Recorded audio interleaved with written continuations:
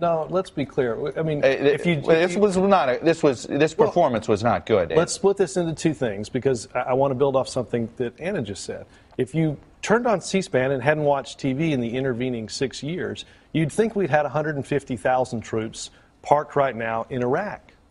The next defense secretary is not going to deal with Iraq and the surge. This was a vanity thing for John McCain to try to prove to a former friend who disagreed with him that he was right on the surge and that Chuck Hagel was wrong. What should Hagel have said? What would you have told Chuck Hagel to say in response?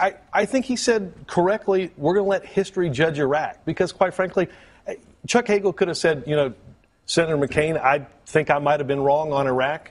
Were you wrong on Iraq? Here's the question. None of that is anything that the next Secretary of Defense is going to deal with. But hold on. Let's split this into two buckets. So there was the totally superfluous questions that, quite frankly, again, not going to bear in big measure on what the next Defense Secretary does.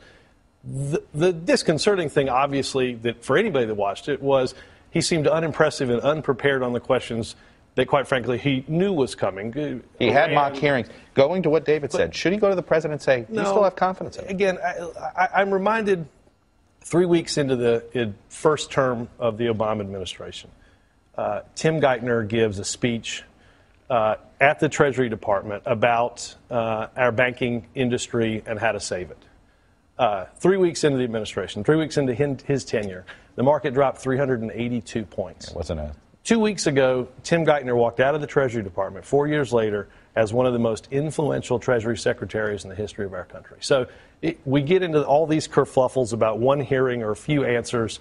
Chuck Hagel is an infantryman who's had to execute the orders of the Secretary of Defense and the Commander-in-Chief and understands what those people go through, and he's going to be a good